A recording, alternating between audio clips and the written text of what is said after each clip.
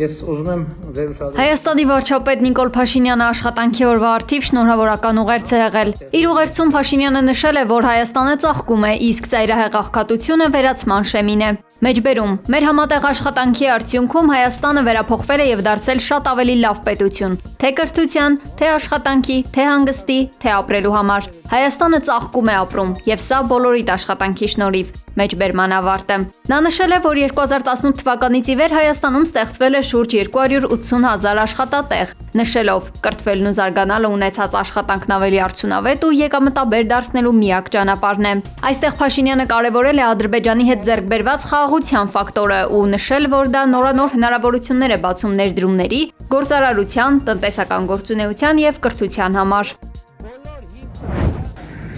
Մայիսի 1-ն է։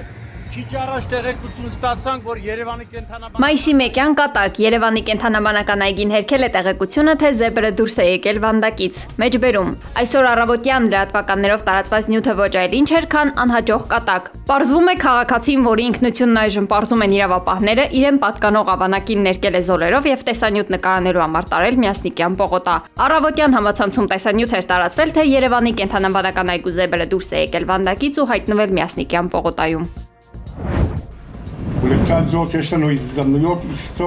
Իսրայելի պաշտպանության նախարար Իսրայել Կացը հայտարարել է մոտ ժամանակներս Իրանի դեմ ռազմական գործողությունների վերսկսման մասին։ Նրա խոսքով սա նպատակ ունի մեջբերում սանձազերծելու Իրանին հետագա ռազմական գործողությունները կանխելու համար։ Այդ հարվածները նրան բոլոր ոլորտներում տարիներով հետ են շպրտել, հայտարարել է նախարարը։ Կացը նաև շեշտել է, որ ԱՄՆ նախագահ Դոնալդ Թրամփը Իսրայելի վարչապետ Բենյամին Նեթանյահուի հետ համատեղ գլխավորում է արշավի նպատակներին հասնելու ջանքերը։ Մենք սատարում եւ տրամադրում ենք անհրաժեշտ աջակցություն, բայց հնարավոր է շուտով ստիպված լինենք վերադառնալ ռազմական գործողությունների դաշտ, ընդգծել է Կացը։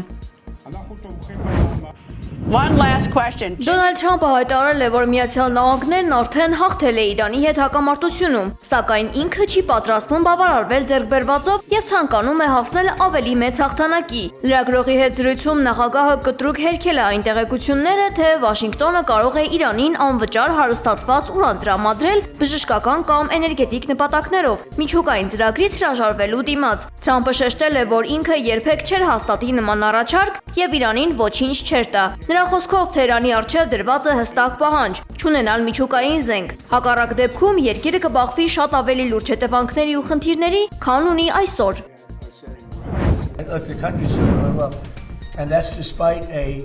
Դոնալդ Թրամփը խուսափել է Իրանի դեմ հնարավոր հարվածների վերսկսման վերաբերյալ հարցին ուղիղ պատասխանել, հայտարարելով, որ բանակցությունները շարունակվում են։ ԱՄՆ նախագահի խոսքով Իրանը մեջբերում մեռնում է համաձայնագիր կնքելու ցանկությունից, մեջբերման ավարտը։ Հատկանշական է, որ Դոնալդ Թրամփը չի հիշել ի սկզբանե ով է սկսել բանակցային գործընթաց, ով է ձեռնարկել համապատասխան քայլեր դրա իրականացման համար։ Իսլամական Հանրապետությունը նախքան բանակցությունների գնալը շեշտել էր, եթե լինի որևէ հարված Իրանին, եթե որևէ մեկը փորձի խախտել երկրի ինքնիշխանությունը կամ պարակտություն մտցնել ղեկավարության ու ժողովրդի միջև, ստիպված կլինի շատ թանկ հատուցել դրա համար։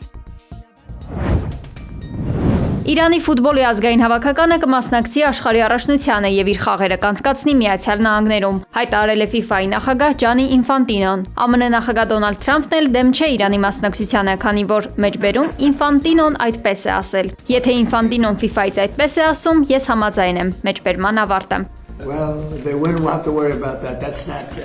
Սպիտակ տան ղեկավարը իհարկե դեմ չէ, որ իր թշնամի երկրի թիմը իր նախագահությամբ երկրում մասնակցի առաջնության, սակայն հաղթելու վերաբերյալ արտահայտել է կոշտ դիրքորոշում։ Թրամփի խոսքով Իսլամական Հանրապետության հաղթանակի դեպքում պետք է անհանգստանալ։ Չգիտեմ լավ թիմ ունեն թե ոչ, բայց թող խաղան, հեգնել է խաղաղության ջատագովը։ Ի դեպ FIFA-ի աշխարհի առաջնությունն այս տարի կանցկացվի Միացյալ Նահանգներում։ Այնինչ արվում է ռազմածովային շրջափակման քողի տակ, ռազմական գործողությունների շարունակությունն է միազգի դեմ, որը վճռում է իր դիմադրության եւ անկախության գինը։ X-ում գրել է Իրանի նախագահ Մասուդ Փեզեշքյանը։ Աշխարհն ականատես է եղել Իրանի հանդուրժողականությանն ու հաշվետվողականությանը։ Այս ճնշող մոտեցման շարունակությունն անընդունելի է, ընդգծել է նախագահը։ Ինչպես հայտնում է Bloomberg-ը, այսօր արձանագրվել է Իրանի հետ կապ ունեցող միայն մեկ լցանավի մուտքը Պարսից ծոց, որից օրվա ընթացքում որևէ նավի ելք չի գրանցվել։ Մինչդեռ նախորդող օրը գրանցվել է Պարսից ծոց 2 բեռնատար նավի մուտք եւ 3 նավի ելք։ Դրանց մեծամասնությունը կապ ունեն Իսլամական Հանրապետության հետ։ Մինչև ԱՄՆ պատերազմի նախարար Փիթ Հեքսեթը ներկայանում է օրենսդիրների առջև պաշտպանելու Պենտագոնի 1.5 տրիլիոն դոլար կազմող հսկայական բյուջետային հայտը, Իրանի հետ հակամարտության շատ ավելի թանկ իրականությունն ավելի հստակ է դառնում։ Պատերազմի իրական գինը մոտ է 50 միլիարդ դոլարին, համաձայն ներքին գնահատականներին ծանոթ ԱՄՆ պաշտոնյաների։ Սա մոտավորապես 2 անգամ գերազանցում է նախորդին Պենտագոնի հնչեցրած պաշտոնական գնահատականը։ Ըստ աղբյուրի, սակայն, այդ թիվը լիովին հաշվի չի առնում վնասված կամ ոչնչացված տեխնիկան, ինչպես նաև վնասված ամերիկյան ռազմակայանները։ Ինչպես փոխանցում է CBS-ը, 25 միլիարդ դոլարի ցուցանիշը հիմնականում վերաբերում է օգտագործված զինամթերքի ծախսերին։